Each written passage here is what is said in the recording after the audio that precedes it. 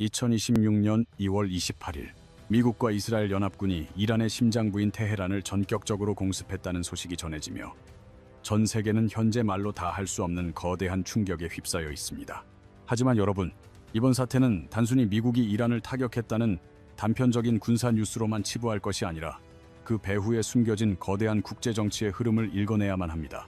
오늘 영상에서는 겉으로 드러나지 않은 복잡한 지정학적 퍼즐 조각들을 하나하나 맞춰보며 미국의 진짜 목표가 사실 이란이 아니었다는 놀라운 진실을 여러분께 상세히 풀어드리겠습니다. 이 거대한 그림이 완성되는 순간 여러분은 현재 중동에서 벌어지는 화염과 폭발이 사실은 더 큰 세력을 향한 정교한 설계의 일부라는 것을 명확하게 깨닫게 되실 것입니다. 우선 미국이 이번 공습의 명분으로 내세운 공식적인 발표부터 살펴보면 트럼프 대통령은 오늘 트루스 소셜을 통해 발표한 긴급 영상 메시지에서 작년부터 이어진 경고를 강조했습니다. 트럼프 대통령은 오퍼레이션 미드나잇 해머를 언급하며 이란에게 핵무기 개발을 즉각 중단할 것을 강력히 경고해왔으며 평화적인 해결을 위해 거듭 협상을 시도했음을 분명히 밝혔습니다. 그럼에도 불구하고 이란 측이 미국의 제안을 끝내 거부하고 핵 고도화를 멈추지 않았기에 국제사회의 안전과 평화를 지키기 위한 불가피한 군사적 조치였다는 것이 미국의 논리입니다. 그런데 여기서 우리가 반드시 주목해야 할 매우 중요한 맥락은 공습이 감행되기 불과 이틀 전인 2026년 2월 26일 제네바에서 미국과 이란의 제3차 간접 핵 협상이 열렸었다는 사실입니다.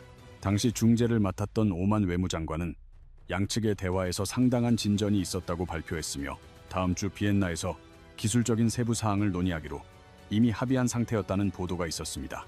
심지어 이란 측이 그동안 고수해온 입장에서 선회하여 농축 우라늄을 전격적으로 포기할 의사까지 내비쳤다는 구체적인 보도가 흘러나오며 일말의 평화적 해결 가능성이 제기되기도 했습니다.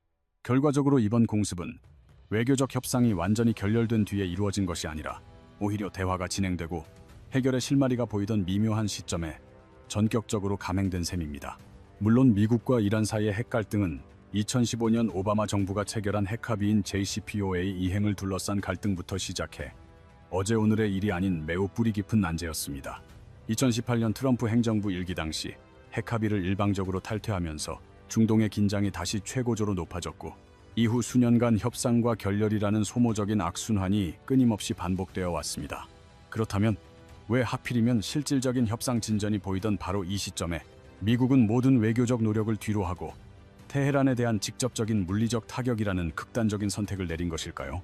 이 의문을 풀기 위해 시야를 조금 더 넓혀 전 세계적인 관점에서 바라보면 올해 들어 미국이 보여준 일련의 강경한 군사 행동들이 하나의 거대한 전략적 패턴을 형성하고 있음을 발견하게 됩니다.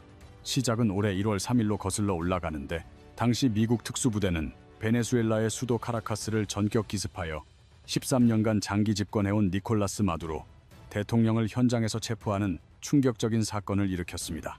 그로부터 얼마 지나지 않은 2월 22일에는 멕시코군이 미국의 정밀한 정보 지원을 바탕으로 멕시코 최대 마약 카르텔인 할리스코 신세대 카르텔의 수장 엘 멘초를 사살하는 데 성공했습니다.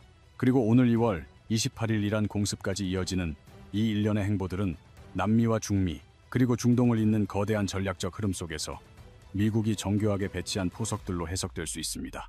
수많은 군사 분석가들은 이 세 지역이 공통적으로 중국과 매우 깊은 경제적, 전략적 연결고리를 맺고 있는 핵심 거점들이라는 사실에서 미국이 설계한 거대한 대중국 포위망의 실체를 읽어내고 있습니다. 베네수엘라는 중국의 주요 원유 공급처였고 이란 역시 중국과 장기적인 전략적 동반자 관계를 맺고 있는 만큼 미국의 칼날은 결국 중국의 손발을 묶는 것을 겨냥하고 있습니다.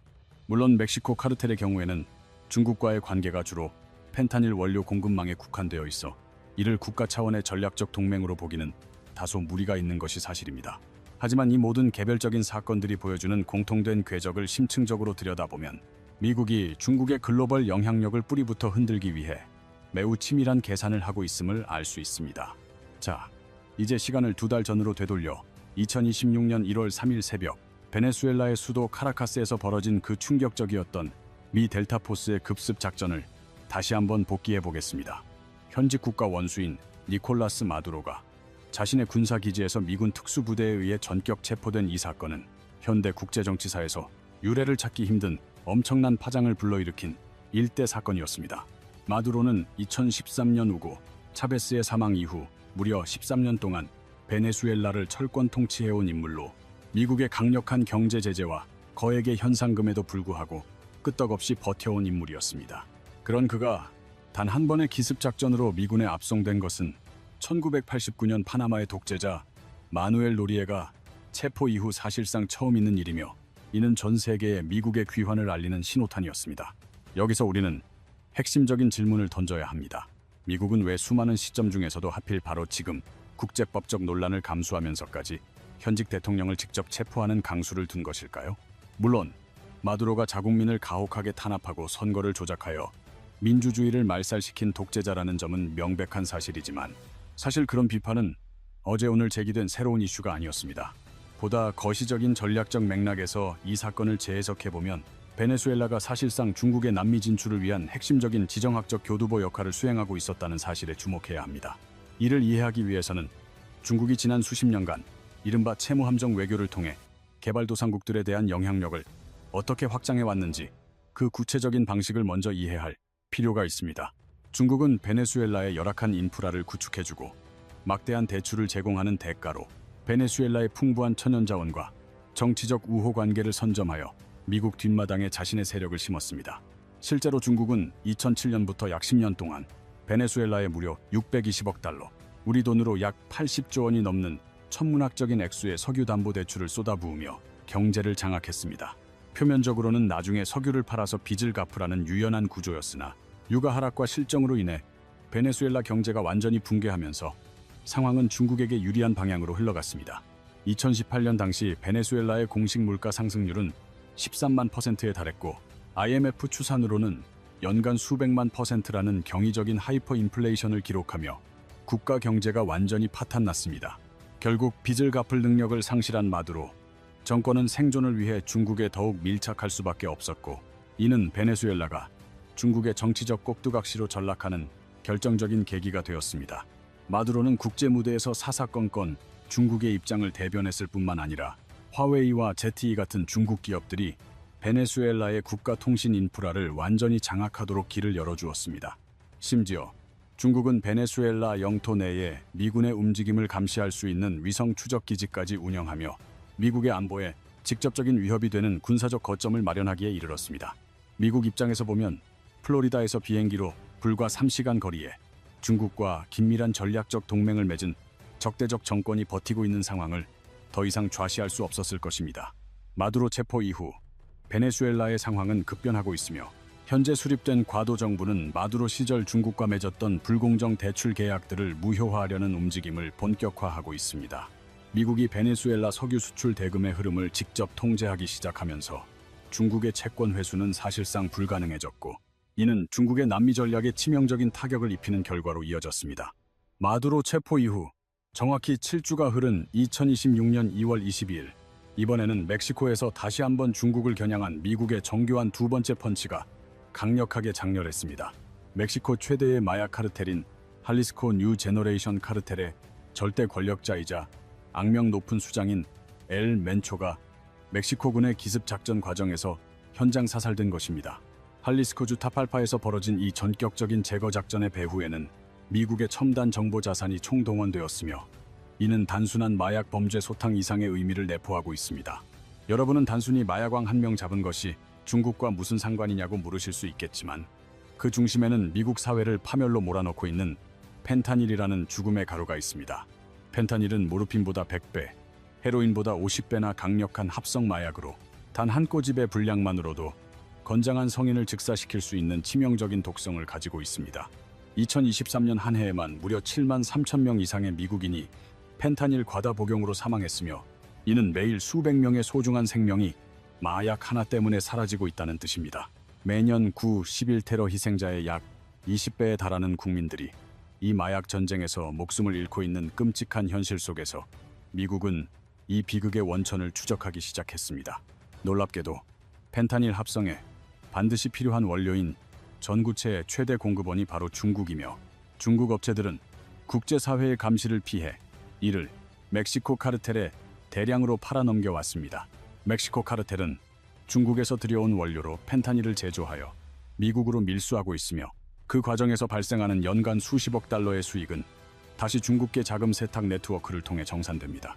카르텔이 미국에서 벌어들인 달러를 중국계 브로커에게 넘기면 브로커는 외환 규제를 피하려는 중국 자본가들에게 이를 팔고 중국 내에서는 위안화로 대금을 치르는 공생 구조입니다.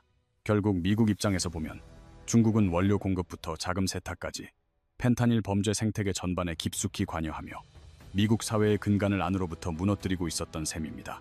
게다가 경제적인 측면에서도 중국은 멕시코를 이른바 뒷문으로 활용하며 미국의 관세 장벽을 우회하는 교묘한 전략을 펼쳐와 미국의 분노를 샀습니다. 미국이 중국산 제품에 높은 관세를 부과하자 중국 기업들은 멕시코에 공장을 세운 뒤 부품만 가져와 조립하여 메이드 인 멕시코로 둔갑시켜 미국의 무관세로 수출해온 것입니다. 앞문인 무역전쟁으로는 중국을 막아놨지만 뒷문인 멕시코를 통해 중국 자본과 물자가 끊임없이 유입되는 상황을 타개하기 위해 미국은 멕시코 정부에 강력한 압박을 가했습니다. 실제로 멕시코 정부는 미국의 요구에 따라 2026년 초부터 중국산 수입품에 대해 최대 35%의 고율 관세를 부과하기 시작하며 탈중국 흐름에 본격적으로 동참하기 시작했습니다. 엘멘초의 사살은 이러한 미국의 강력한 압박 속에서 멕시코 정부가 보내는 일종의 충성 서약이자 중국과의 음성적인 연결고리를 끊겠다는 단호한 의지의 표명으로 해석됩니다. 자, 이제 퍼즐의 그림이 더 명확해지고 있습니다.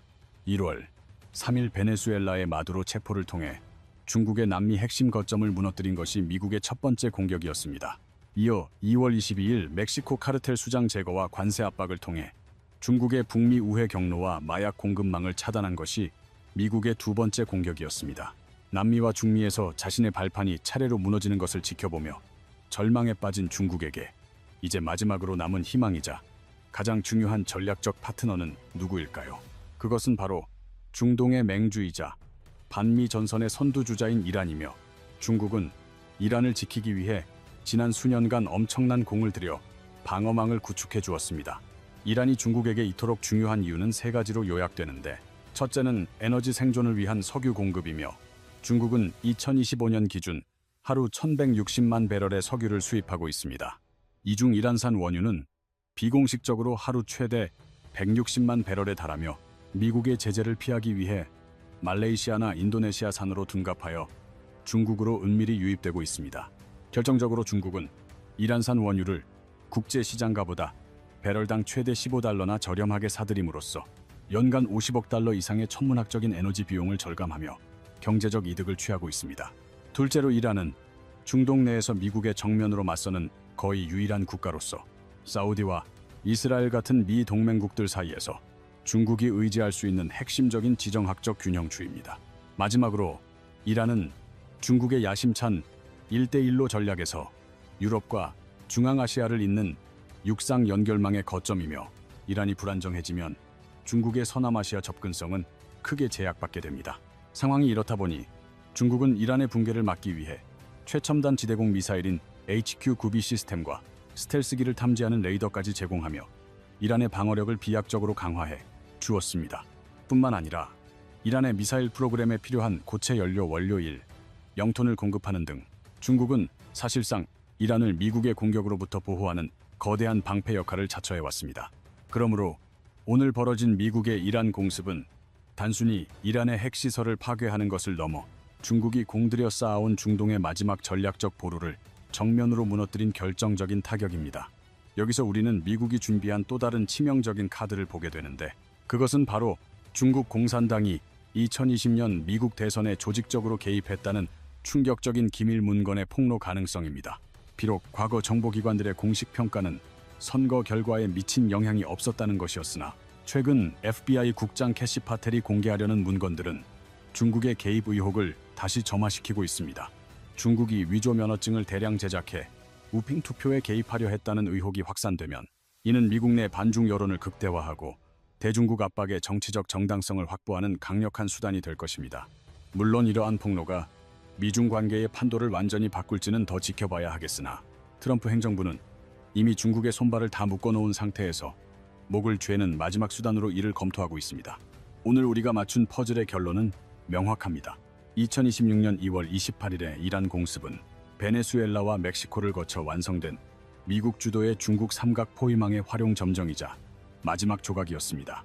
이제 중국은 에너지 공급원이 위협받고 우회 무역로가 차단되었으며 유일한 중동 우방마저 불길에 휩싸인 채 국제사회에서 완벽하게 고립되는 전례 없는 위기 상황에 직면했습니다. 8경원에 달하는 천문학적인 부채와 부동산 거품 붕괴, 그리고 멈춰버린 경제 성장 속에 외국 기업들이 썰물처럼 빠져나가는 상황에서 중국이 이 포위망을 버텨내기란 사실상 불가능해 보입니다. 바야흐로 미국 주도의 새로운 세계 질서가 재편되고 있으며 중국이라는 거대한 축이 그 질서에서 배제되는 과정에서 우리는 한 시대가 저물고 새로운 시대가 열리는 역사적 변곡점에 서 있습니다. 이러한 거대한 변화의 파도가 우리 개개인의 자산과 일자리, 그리고 우리 아이들의 미래에 어떤 영향을 미칠지 우리는 냉철하게 판단하고 이 새로운 질서에 적응할 준비를 해야만 합니다. 오늘 제가 분석해드린 내용이 여러분께서 격변하는 국제 정세를 읽고 미래를 준비하는데 조금이나마 도움이 되셨기를 진심으로 바라며 여러분의 현명한 판단을 응원하겠습니다. 영상이 유익하셨다면 구독과 좋아요, 그리고 알림 설정까지 꼭 부탁드리며 여러분은 과연 중국 경제가 이 포위망을 뚫고 버텨낼 수 있을지 댓글로 소중한 의견을 남겨주시기 바랍니다. 긴 영상 시청해주셔서 감사드리며 저는 앞으로도 전 세계의 복잡한 흐름 속에서 여러분께 진실의 퍼즐을 맞춰드리는 더 깊이 있는 분석으로 다시 찾아뵙도록 하겠습니다. 감사합니다.